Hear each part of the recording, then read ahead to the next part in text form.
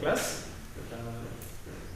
Today we are starting our journey on learning how to make animated films, and this is actually a very long journey. It takes years and years for people to learn how to make animated films, and we'll see how much of that we can cover. Today's session will be a presentation in which I'm going to cover the use of animation in the industry, the production pipeline, and what are the steps that are required to learn animation. Okay, so this is just information. This is a very broad coverage of the entire pipeline. I will show you a few slides and a few videos which will cover everything that you will need to know if you want to become an animation film director. Okay, so this covers everything. So as an animation film director, you have to know everything. So you need to have a general knowledge of all the departments, and then if you one of them you like, you can specialize in them. Okay, so starting with the image that you see here is I at one point in time used to work with an animation software company called Alias, and they were based out of Toronto, and they made a software called Maya. And I used to work with them in their demo department. So I used to go out and do seminars for the software, and I used to show it to our clients who are studios, independent filmmakers, or schools which were teaching Maya. And this presentation I had created for a school that we were hoping that they would use Maya in their education project. So this is a bit dated. The footage that I've used is a bit old, but it makes the point. I mean, I'm still using this footage after so many years because it makes the point. These are very good footages, and I have very good things to say about the footage. So it just, even though they are old, they are still relevant. Okay. So starting with the first slide, I will introduce you to the 3D animation package called Maya. And since Maya has been created, since the time it has been created, it has been the leading software. There are many other softwares that have come, but in movies, Maya is predominantly the core software that people use. And they have studios, big studios would have their own proprietary softwares that they develop themselves, because they will have an R&D team which will do that. But those softwares would do very specific things. Maya does everything at a very high level.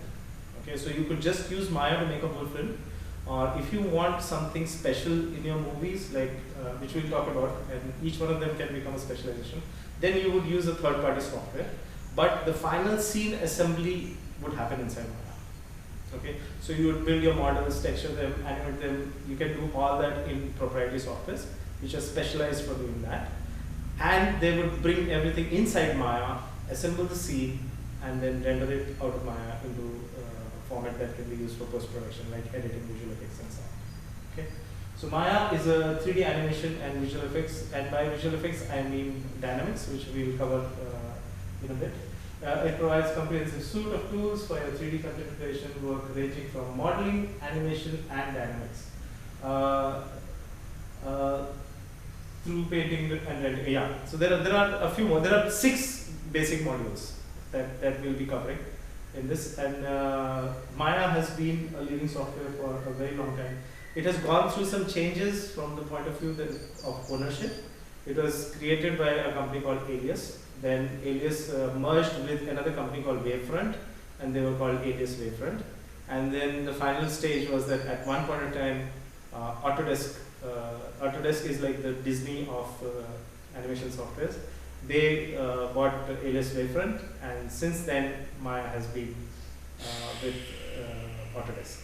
Autodesk is a 3D software company which makes softwares for architecture, like AutoCAD, softwares for gaming, like 3D Studio Max, and now they also own Maya, which is the software for movies.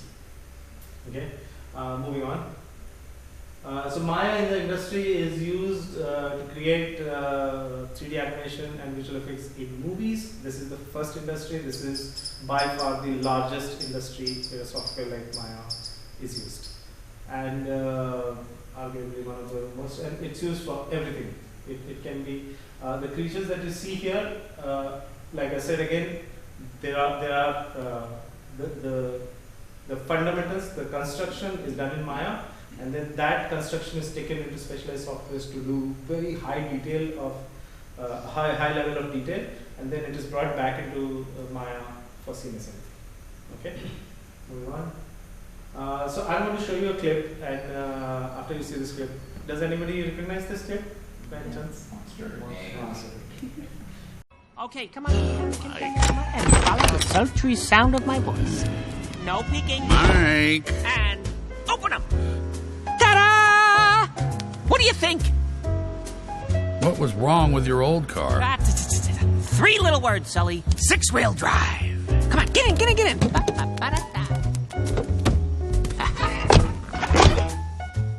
It's adjustable.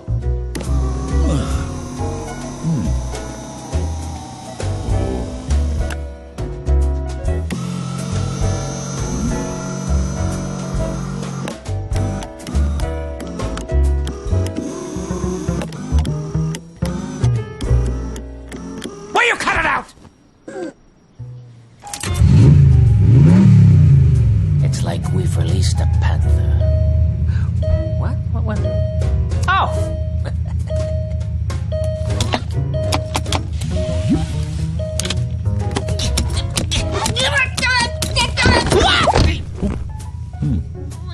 Don't just sit there. Push the button.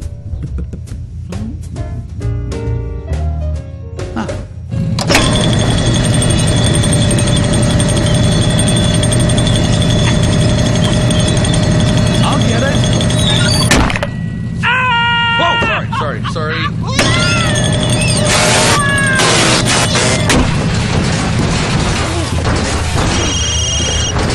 Hello? Push the button.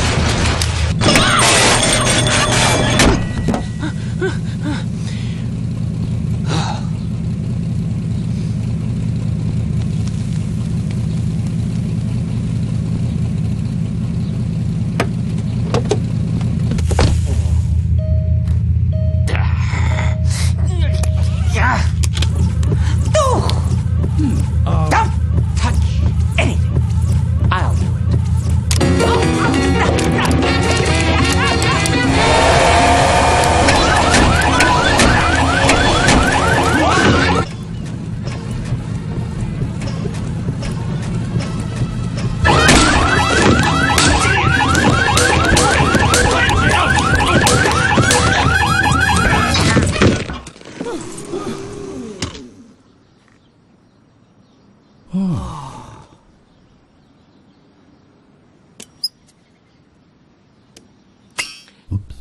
Get out of the car, please. Huh? Get out. Hey, Get out of my car!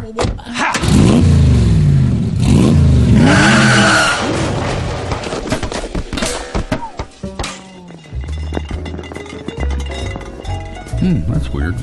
The airbag didn't go off. I miss my old car. The reason I show this clip is because right at the beginning, I want to make emphasis on one point. Okay, and the point is that even though I'm practically talking about a software here, the software is by far the least important thing in making animation. Okay, the most important thing is how to tell a story. Okay? Story is king, and if you don't, if you know a good story but you don't know how to tell it well, it will not resonate. Okay, whatever emotions you felt while you were watching this small clip, whether it was humor, whether it was you feeling sad for the character, whatever emotions you felt a little, how bumbly Sally was, and all those things. Those are the things which connect what you're watching to the audience. Okay, so right away, softwares, there are hundreds and hundreds of softwares that are there in the industry. Although I'm doing a demo for Maya, but Maya, and because it's very easy to use, it's very popular. It's designed very artist friendly, in a very artist friendly way. So we'll use Maya eventually. But again, the skill is more important than the tool. Okay, you could use any tool, but if you don't have the skill, and that is what you have to develop. This is very, very important, especially since I'm from the industry. I would say especially for animation. Okay, it's important for everything, but especially for animation. Okay, the second industry in which a software like Maya or 3D animation would be used is broadcast. So the first example is what you go and see in the theaters. The second example is what you see on TV. At one point in time, there used to be a huge distinction between these two industries. Now it's all the same because of the way the world is today. But at one point in time, it was the TV industry used to have a lot of episodic serials, a lot of commercials which are animated. I mean, at one point in time, literally every commercial had some or the other animation. Even a simple commercial like a toothbrush or toothpaste had some animation of a toothbrush or a paste running around or doing something. So animation was abundantly used at the time that I created this presentation. So there were ads, there were short films, there were many things that you would see on TV, which would not be usually seen on the big screen. Okay, so I'm going to show you a clip, and then I'll have a question like that. The next slide, just click on that.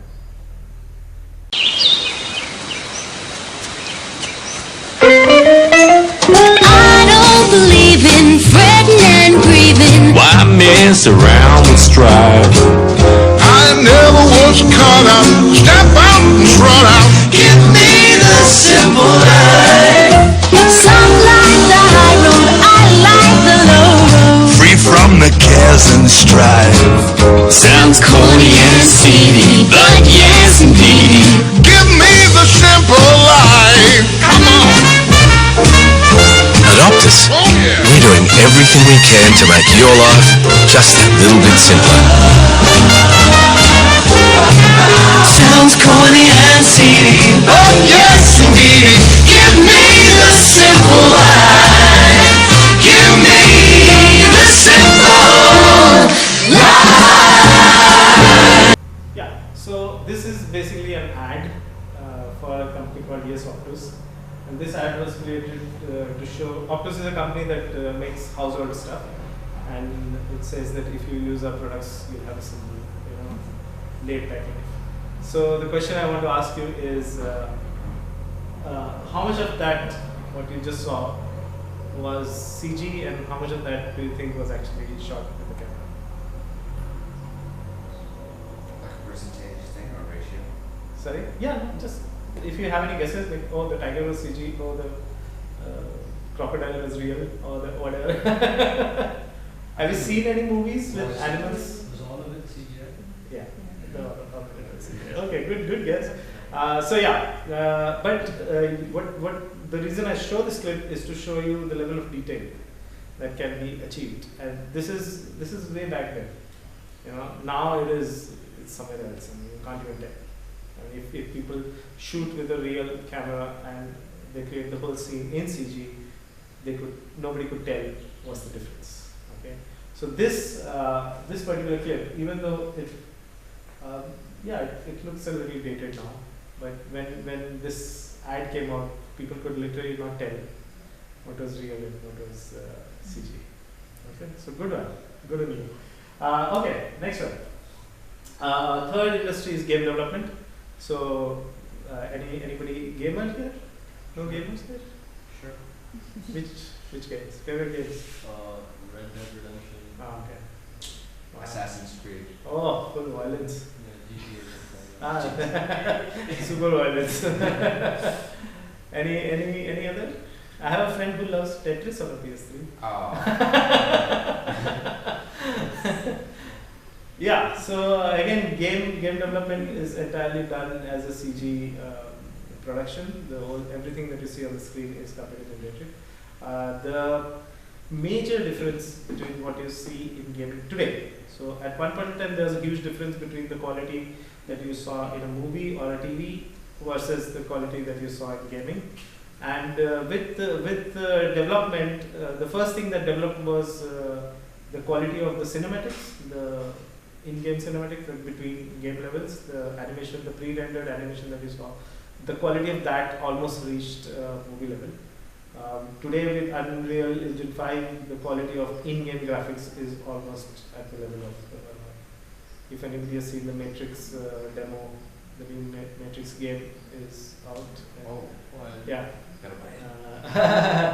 And even some of the big studios seem to outsource some parts of the animation to India. Because a lot of times when the credits go up, hundreds of Indian names. Yes, so India at this moment, along with many of the Asian countries, has become an outsource hub. One of the for animation. For everything, for anything related to film. One of the reasons being just the sheer number of artists we have. The population of artists is so high that the amount of work could be, the sky's the limit. When I was working in the industry, if we could finish a shot in 10 hours, they would send us a shot which could be finished in 15 hours. If we could finish it in 15 hours, they would send a shot which could take 20 hours. If we could finish in 20 hours, they would send us a shot which takes 24 hours. And then they could keep going, but there's no more time. Yeah, so sky's the limit. The amount of work that can be done with the number of artists that we have is astronomical. So we have beat and very skilled artists. We have and we probably cost effective also. Very, very cost effective. Very. Indian rupees is almost at the bottom, even in Asia. Yeah, so we used to get, and I can cite my own experience. Sometimes we would get projects which had failed in countries like Korea and Philippines, and they would come to us and we would successfully execute them. Failed in what sense? The animation was not, the final animation didn't get approval by the client. So I was working for, quality wasn't very good. yeah, I worked for Electronic Arts and such, and Rocksteady Electronic Arts, and sometimes, like I remember we were doing a game called FIFA 2009. FIFA? 2009. Oh, yeah, I used to play that. Yeah, so, and I've also worked on Batman Arkham Asylum. I mean, I'm literally in the game. I'm one of the animations when Batman beats up the goons and the goons fall. That is me. I wore the mocap suit and did the shooting. Wait, for which Batman? First one, Arkham Asylum. Arkham Asylum. The first. This is way back in 2008. I was working in motion capture. So yeah, this is another. The technology is a little different in this. Like I was saying, so first the cinematic level came up, then the in-game graphics are also the same. But other than that, the quality of animation which is there has pretty much remained constant since the beginning, because the technology is same. Although it has advanced in the way we shoot it, but it is all motion capture. So it depends on how good acting the performer does and how good storytelling the game director does. That improves the quality. But the way they capture motion capture for Resident Evil 1 and whichever number we are at right now, and whichever remake we are at right now, is the same. So it's motion capture, you have an actor who performs, and that performance is captured and put into the 3D character. The second difference is the part where a player, a human being, is able to interact with the environment or the character. So that is not done through design, that is done through development. That's why game development.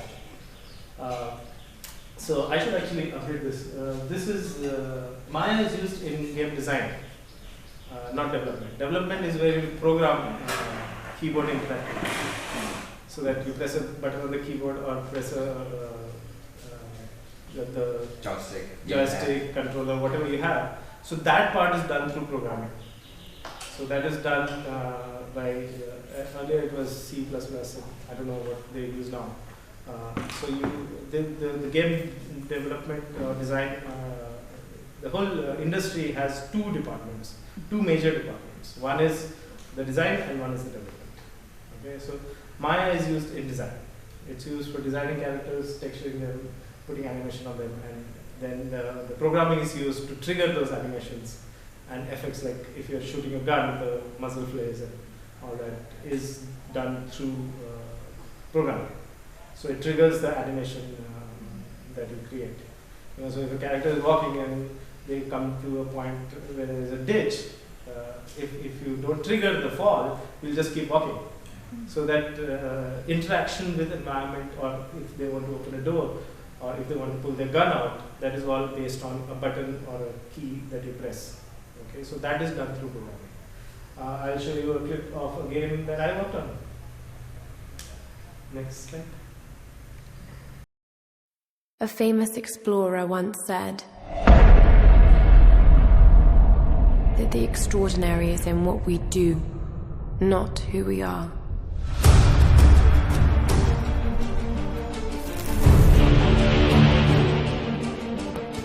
I'd finally set out to make my mark, to find adventure. But instead, adventure found me.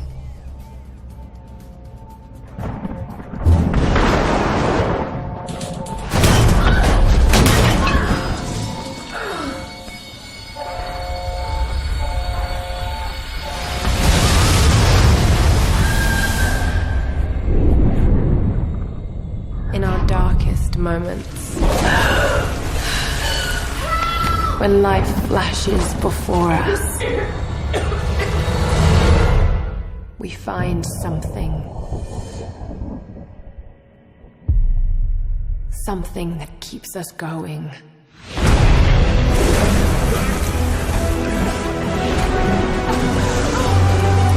Something that pushes us.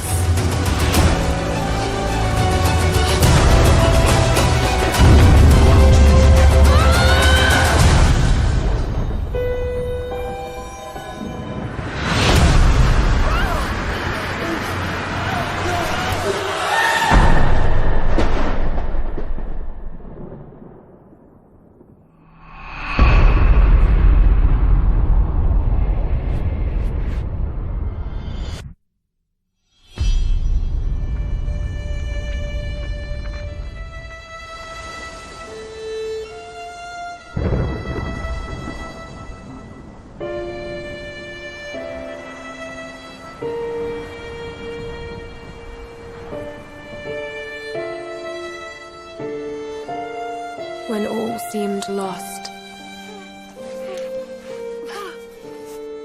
I found a truth.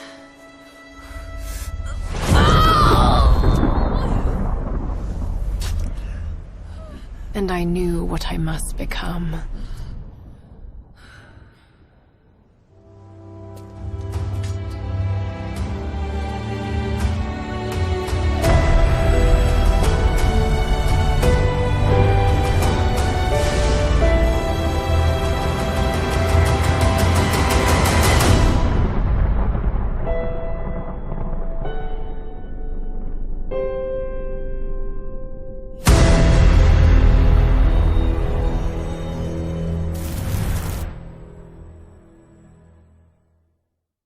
From being one of the favorite games that I used to play as a gamer to working on the game was a dream come true for me.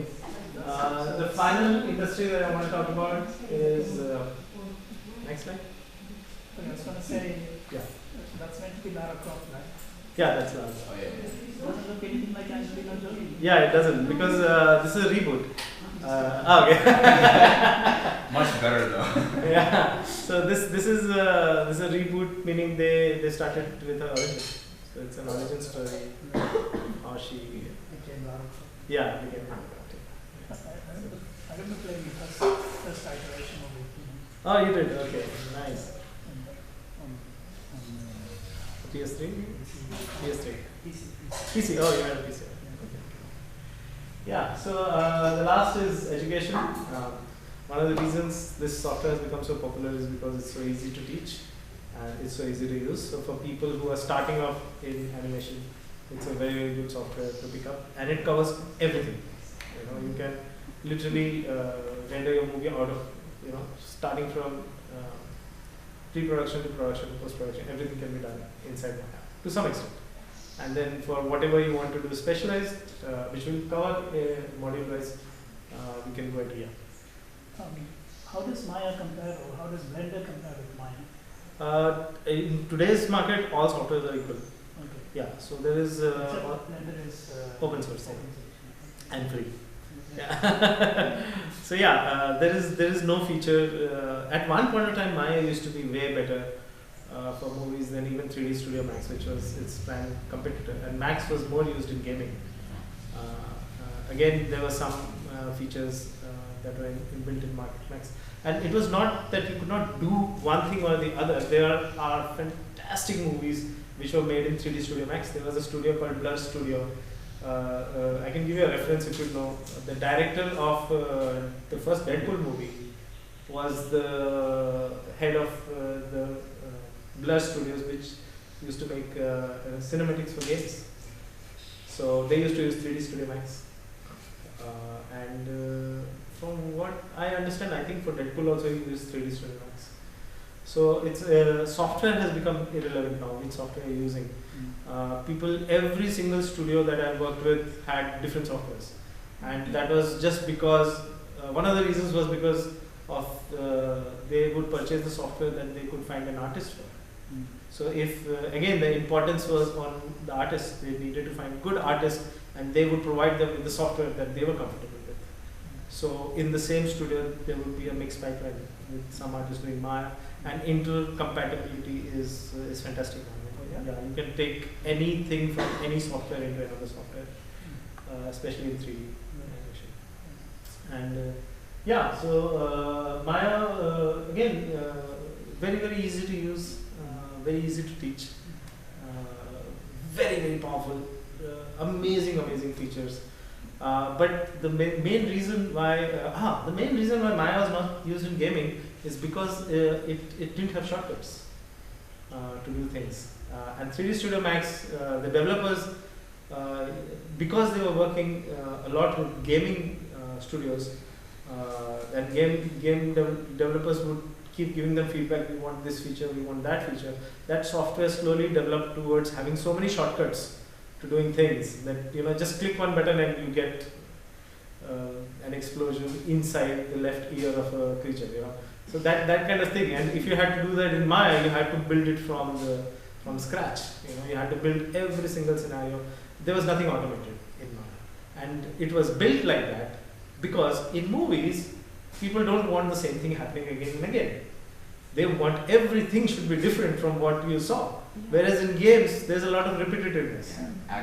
Yeah, actions with the guns coming out. So in Maya, it would be, you can automate. So what studios would do is they will always have a developer team in-house, an R&D team, which if they were doing something repeatedly, they would automate it and give it as a button in the software. So it's not that Maya could not be customized. Maya is by far the most customizable. It's built in such a way that even artists can customize it. And if you have an R&D team, then I remember at one point I was in Electronic Arts in Vancouver, and we had sent some work to India, and the entire footage came with one glitch in it. The spine was a bit this thing, and it was not matching the exact pose in which Tiger Woods would stand. The shooting that we did with him, and one of the QC's quality check people realized that no, it's not matching his stance. And it for gaming, I worked on one of the golfing games, and the whole thing sells on how similar it is to Tiger Woods. And one of the spines was a bit crooked because of something. One group of animators had done one mistake. Their team leader had done one mistake, and the spine was a little twisted. So we had to literally go in. We did have some issues with this spine. We had spine of operation. Anyways, it was not matching his stance. So from a creative point of view, we have to match the stance, and at that level, you can't have such mistakes. So all the animations that like we had 500 animations that came in, and they had Tiger Woods in a little different style. So then we just sent that to the R&D team. They wrote a script. So we just select the files, run that script, and the spine is in the right spot. So that is automation. That's how you correct problems which are similar in whereas in movies it's not like that. That's movies. Before operation and after. Before operation. Yeah, so there are many. I'm just citing a few examples of why some software becomes popular for one thing and another software becomes popular for another thing. But again, emphasis on the skill. Okay, so that's everything about the industry. Now I'm going to go into the pipeline. So the next thing is the pipeline. But before I get into that, if you have any questions you want to ask about what I've shown till now, you're free to ask. So the pipeline is majorly broken into pre-production, production, post-production. And pre-production is where all the conceptualization, the ideas, the discussions about story, all that development happens before they start making anything. Okay? And there's a saying that the more amount of time you spend in pre-production, the less amount of time you spend in production. And this is not only true for animation, this is true for filmmaking also. The amount of table time you'll have in developing your movie, the less time you'll spend in actually shooting it. And in shooting real films, the cost is attached to the amount of time that you spend shooting it. Okay, and the same is true for here. The amount of preparation you'll have will dictate how low you can keep the budget. Okay. So there's an interview that I always quote. This is a filmmaker called Shekhar Kapoor. Yeah. Shekhar Kapoor. In one interview, he was asked that you have worked with. So he's known for making Mr. India, and he's also known for making Elizabeth and Four Feathers. Full Devi. So the contrast that I was making was Bollywood and Hollywood. So he's worked in both Indian film industry and the US film industry. And in one interview he was asked, what do you feel is the main difference between them? So you guys know Hindi, yes? Thoda. Okay. So I'll translate, but if you get the word, then so he said there it's more preparation, here it's more himmat. What? Himmat. Which means courage. Courage. Yeah. Their philosophy is that we will prepare so that we don't face trouble when we are shooting. Here it's like, forget the preparation, we'll go and slug it out and see what problems we face and we'll sort it out there. We used to call it guerrilla filmmaking. Guerrilla filmmaking. Oh, okay. Some reference to the actual vegetable? Guerrilla? No, not guerrilla. Guerrilla filmmaking. Yeah, guerrilla filmmaking. Yeah, so it's Guerrilla. Guerrilla. Yeah, it's like Guerrilla. What? rebellious. Not Yeah. guerrilla. No. Guerrilla. Not gorilla like Guerrilla. ape. Yeah, I know. It's like guerrilla warfare, right? Yes. Yeah, like rebellious. You swing it. You wing it Wing it. on the fly. We'll go there and see if the camera is working or not. Leap of faith. After shooting. For faith. So so that's what his experience was, and that basically just destroys the budget, and that even makes and breaks a film, depending on So then you're not getting the shots at the right time. You're not getting the this right sunlight because you're not prepared enough. A lot of if you face technical issues once you go there, then when the director wants to shoot, the mood is there, the actor is in the right state of mind, and then the sound is not recording. So then the sound engineer is struggling, this thing, that thing, and by the time the actor loses the flow. So those kind of challenges, and the same. It also makes and breaks friendships. Yes, it does. Lots of flaring tempers, lots of shouting. I've been on shootings. I used to work as a visual effects supervisor, and sorry. Me too. Ah, you too. So I still have friends who are in the industry, and I keep hearing all the stories. With Anil Kapoor did this, and Amir Khan did that, and all that. Okay. Yeah. So emphasis on this. Okay, and this is where the entire task force of skilled people are brought in. Okay, so we'll start with what is in each one of them. I'll start with pre-production, and we can go to the next slide. So pre-production is divided into what all things you have to create to populate your scene. Okay, so let's say you're shooting this room. What all things do you need in this room which will show up on your camera, on the screen of your movie? Tell me. The people. Chairs, all the infrastructure. Props. Props, yeah. What you see in the pictures. Okay, so that will be part of set design. So sets. Okay, so characters. So sets, characters, props, and Key story, no? The script. the script, the story. Yes. The story. The story. Sound.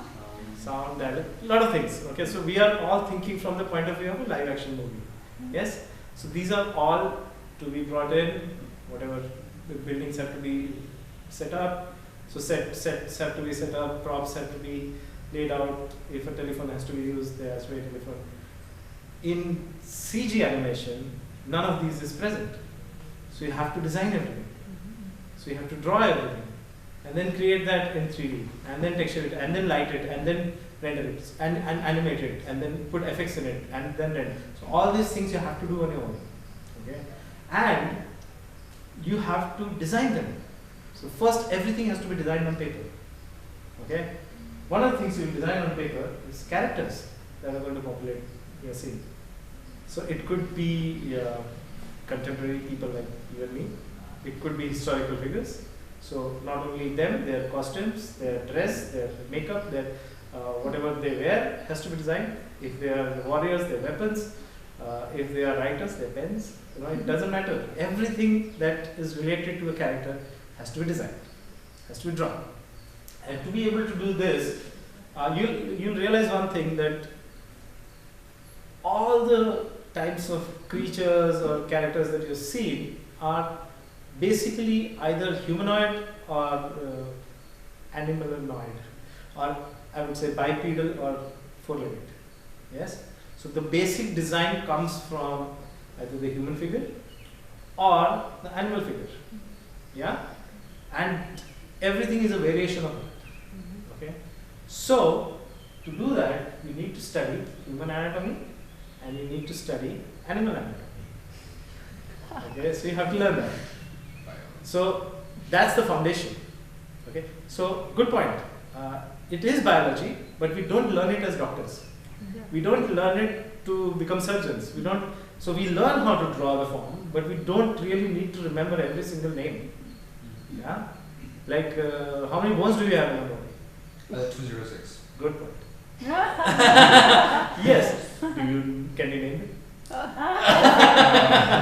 Yeah. So we know them as ribs. Everybody knows ribs, everybody knows pelvis, everybody knows, what is this? Femur. Femur. So thigh bone, upper arm, lower arm. And there are two of them here. So yeah, so basically we learn anatomy for artists. Okay, so we learn how to draw each one of them, but we don't really mug up the names. Okay? You may if you want to. It's a matter of personal choice, personal interest, but we don't. Okay, so first we'll learn how to draw the bones, the skull, every single bone in your body. Then you learn how to put muscle on it. Then you learn how to draw the muscles. Then you put skin on it, and then you learn how to shape it. Okay, and part of that will be portraiture. So you learn how to draw people's faces, and you learn how to draw human physique, and you will learn how to exaggerate it for the kind of character that you want to create. So it could be hero character, it could be a meek character, it could be a villainous character. So all those things become exaggerations on the basic human form. It could be a mutated creature. It could be a dragon based on snake anatomy. It could be a aslan, the lion, based on. Okay, so that's what you have to learn in character design, and that's what is. Those are the artists who are hired in the character design department. Okay, any questions? I think it's like really expensive plastic surgery. Yeah, but it's a lot of time, lot of hard work. You have to learn. If you want to go in the market and compete with the artists who are there, who are so good, and you can't even explain it. You will have to become good at doing this. Okay. Next one is. Sorry, I have a question. Yes. Now we're talking about story and character and so on. And a lot of times, when you look at some of the characters, and this particular character here is so detailed. Yeah. But how much of that detail is important? That depends on which project you're working on. Right. So if you're working for a gaming company like Blizzard, which make games like Warcraft, the level of detail, the requirement for the artist to know the level of detail is way high. But if you're working for a game like Rayman or Lost Planet, which has very low level of detail when it comes to characters. I'm not familiar with games, but looking at animation, I mean, we have something like what's that? I can't remember the name now. What's it about? It's about post-apocalyptic storyline. So many. Even when one of the first movies of that series came out, everyone was carrying on about how much money was spent just getting this woman's hair right. Are you talking about Final Fantasy? Final Fantasy. Yeah. And then but that was an experiment in photorealistic animation design. Yeah. Can you make it? And then you have animation like say Pixar. Sees the Blues or Tinkerbell. Yeah. Where there is not. I mean, there is attention to detail, but not to that extraordinary level. Yeah.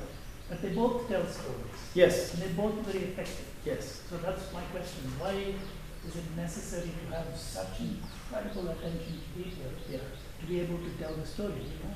There is not. It's just an expression of an artist. Right. So why somebody would create an oil painting of a landscape versus a wash and pen of an urban sketch? So it's an expression. Only the artist who's doing it can tell you why they did it that way. So sometimes it's somebody's just trying to show what great technology. Like the movie that you cited was purely done to showcase the ability to show that where technology has come, so that we can show realistic human beings. And there's one specific challenge they wanted to address, is the uncanny valley. At that point in time they failed, but now it is almost. Why are you saying they failed? Because I remember watching the first Final Fantasy film and I thought it was phenomenal. Oh no, it was not. It was great. I mean, the storytelling failed completely. Yes, but they could not fix the uncanny valley. It does look uncanny, and it does not age well. No, that I understand. That happened with most technology. At that time, it was the best. I mean, at the time when Polar Express came out, it was the best. But now, now if you look at it, you realize that nobody's blinking and the eyes are just going anywhere. I thought production companies will go down that line more and more, because I mean, those characters, even though they are human on screen, they don't talk back. They don't demand that they have an air-conditioned trailer. They don't demand that their dog be flown from wherever. You know what I mean? Like those sorts of things. They would be saving on all that sort of rubbish. Yeah, and then there are artists like I forget his name. One of the artists who was the concept designer on Lord of the Rings, who told Peter Jackson that I'm not coming to New Zealand unless you're giving me a French trailer. I'm not coming to what? I'm not coming to New Zealand. To what? So, New Zealand? To shoot New Zealand, Lord of the Rings? where Lord of the Rings was shot, and they wanted him there. He's an American artist, and he demanded a French Riviera as accommodation, so that he could do the paintings. He said, "I need that environment." So the demands change because somebody is doing the work, and depends on how important that person is. I remember there was a film called Steel Magnolias or something like that, and they had like 6 top actresses of that time in this one film. Yes, and I think Meryl Streep and everybody. They were just going crazy, trying to satisfy the demands of these women. Oh, she has an air-conditioned trailer. Why am I? Julia Roberts had to have 6 boxers, dogs, with her all the time. They had to feed them. They had to put one person just in charge of feeding the dog, all those sorts of things. Yeah, so that happens in the artist pool also. Why he has a Cintiq and I have a Wacom, why he has a 20-inch monitor and I have a 15-inch monitor. Humans will be humans. Humans will be humans. So the human condition is always there. So thus every single challenge is there in a different way or form, but it's there. Okay, the second one is the backdrop or the sets that have to be designed. So for being able to do this, you need to learn how to do perspective drawings. So 1.2, 2.3 point perspective, and then the more you practice, the more level of detail you put in your drawings. There's nothing much more to say here. This is basically what architects do.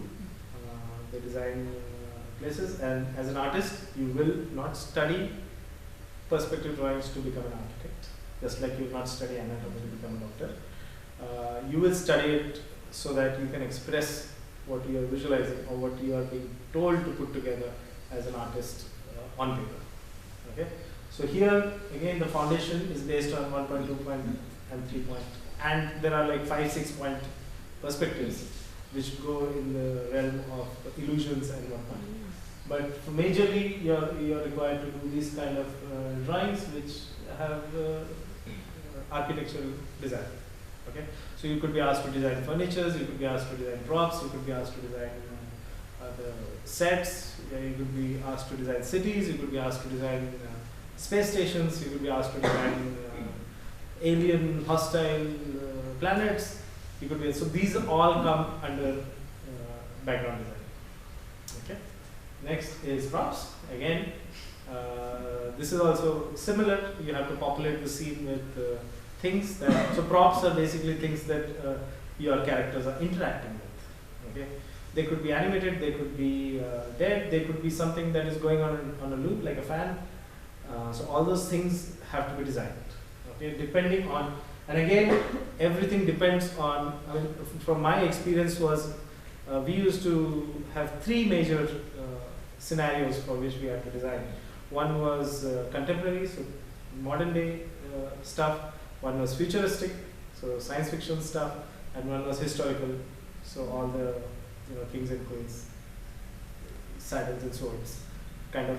So historical, contemporary, and futuristic designs were the requirement when I was working in the industry. Now there might be more, we don't know.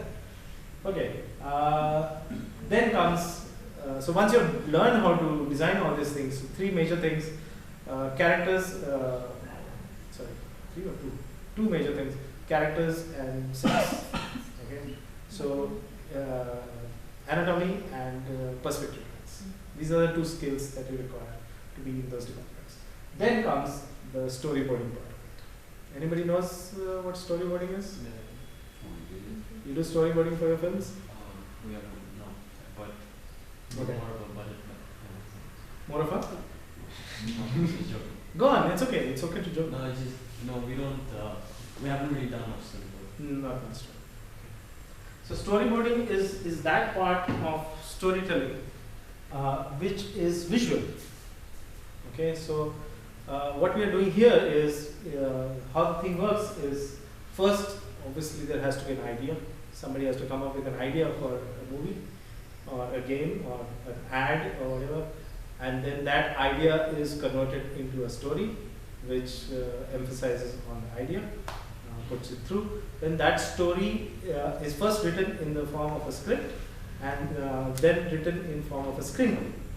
So a screenplay is basically, if you remove the screen, it's just a play. Okay, and screenplay is a play which is written for screen. So it has to be written like a play. So if you have ever participated in a play, you have the scenario and the dialogues. Okay, so all those things have to be done. And because you're writing it for the screen, you have to create shots and scenes. Those in pre-production are done in drawings. So the entire movie is actually, in simple words, produced as a comic book. Okay, the main difference between a storyboard and a comic book is, other than the camera angles, composition, framing, dialogue, the whole scene, you have to give technical information about the time of the day, whether there are birds chirping in the background, whether there are, what is the technical information of the camera lens, the camera composition, what framing you're doing, what principles of composition you're using are mentioned in the storyboard charts for every single frame. Okay, so a story is basically how you convert it into a screenplay. Is basically you do scene shot breakdown. Okay, a scene is basically a location at which something is happening or a time at which something is happening, and the shots are basically whatever camera angles you will put in that scene. Okay, so if you are showing two people talking, first you will do an establishing, you know all this, right? Establishing shot of the scene to show where the people are, and then if two people are talking, you have an over the shoulder or POV or whatever kind of. So those are shots, but they are in the same scene, same location. So the scene is first defined and then populated, and then shots are designed to show where the actual camera is going to be. Okay, so this entire process is like writing a comic book, drawing a comic book. So that entire process, whatever they are going to do on the day at the location, is first drawn based on what will be seen through the lens of the camera, and all the technical information is written next to it. Okay, so the entire script is then what we call it storyboarded. Okay, so that's, now this part comes later, because in your learning curve you will have to learn how to draw the things in the frames. So what do you see in the frames? You see characters, you see sets, you see locations, you see props. Police is whatever these guys are putting, these are props, the helmets, yeah, the clothing, the physical appearance of the characters, everything has to be designed first, and then it is put in the scene. Okay, I hope I'm getting through. Yeah? Okay. Next step comes, you have to learn the color theory, because till now, whatever you've done with a graphite pencil. Okay, you're just drawing, and more drawing. Okay, and at some point of time, you'll have to put, because we are in the age of color films, we don't predominantly make black and white movies anymore, so you'll have to learn all the principles of color. Anybody know anything about color theory? We've watched movies with certain color palettes. Yes, so color palettes is a very later stage. First you have to learn the basics of color. So what are the primary colors? RGB. Wow. No, kill me right now. Yeah, so RGB is primary colors when it comes to a computer. Oh yeah. We first learn everything on paper. What are the do you know the color wheel? Magenta, yellow, and cyan. Cyan, yeah. So in layman term, it's yellow, blue, and red. Yeah. And then you have to come, those are the three primary colors that exist in nature. And green doesn't exist in nature. It's a combination of. So so those are the three primary. So yellow, red, and blue exist, and then yellow and red make. Come on, guess. Orange, yellow and blue make. Green, and blue and red make. Those are the secondary colors. Okay. So and then there are, you can keep going in tertiary colors, and so you have to learn the color theory and how colors are mixed and to make new colors. And then you have to learn color temperature, you have to learn color values, many things, harmonies. You have to learn about color harmonies, about which color looks good with which. So if you look at these paintings, there is a reason that they have become such pieces of art, because of the choice of colors that was used to do many things, emphasis, the volatility, the temperature of the scene. People are angry, more reds, people are calm, more blues. So there is all these principles that you have to learn when it comes to color, to be able to use color as a tool for storytelling or expression. Okay, not just pick up a brush and it depends on what you're trying to show here. Like a movie like Matrix, it's all green in some scenes and it's all blue in some scenes. There's a reason they have used that palette. Okay, there's a reason they have used those colors. There's a reason people use dark. So color is not only just the 7 colors in the rainbow. There's white and black. You know what? How white is formed? What is white color? All the colors that exist. Yeah. All of them. So when all the colors are present, it's white. And what is black? When no color is present. So black is actually, technically speaking, not a color. Contrast, isn't it? Something. Yeah, you have to use contrast. So these are all the things that you have to use. So there's a lot of contrast. So I've picked images which have a lot of contrast, a lot of complementary, and in some cases colors which fight each other for space, and depending on what you're trying to show in the scene. Okay, moving on. Then comes the actual animation. So good old 9 old men in Disney created these 12 principles of animation in the 1920s and 30s. And till date, they have not changed. Not what? They have not changed. They have remained the same. Not one has been added, not one has been removed. 12 principles. Very good. Yes, they got it right the first time. Yeah. Okay. Something that works very well. Yes, but it took them more than a decade to come up with this. So at one point in time, Walt Disney was trying very hard to get movies made. And he was going around the world hunting for people who were making great animation and bringing them under one umbrella. And he brought 9 of these people whom we'll study extensively when we are studying animation under one umbrella. Okay? And these 9 people, by the time they were finished making this, they were known as the 9 old men who made these 12 principles. So extension, sparse, anticipation, follow through, arcs, overlapping action, exaggeration. These are all principles which we utilize when we are animating to show some kind of life. Otherwise, it's just going from point A to point B if you don't do this. And these are based on how people move in real life, plus this. You see? Exaggeration. So everything else is basically realistic, and then exaggeration makes it come. Okay? Everything else we do on a daily basis. But then there are a few of us who just go, okay? And that's exaggeration. Okay? So so there are people who become animators. They have to learn these 12 principles and be able to apply this to any damn thing. So it could be a scarf, which is animated, or a car, or a plane, which could be shown as a living thing. Animals, creatures, human beings. So all the cartoon characters that you can think of that have life in them. In some cases, props.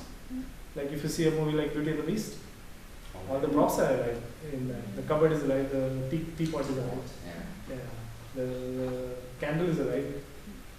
Okay, so all those principles have to be put in animated. So that's basically your pre-product. This is all done on paper. Okay, then we come to, I wanted to show you the clip.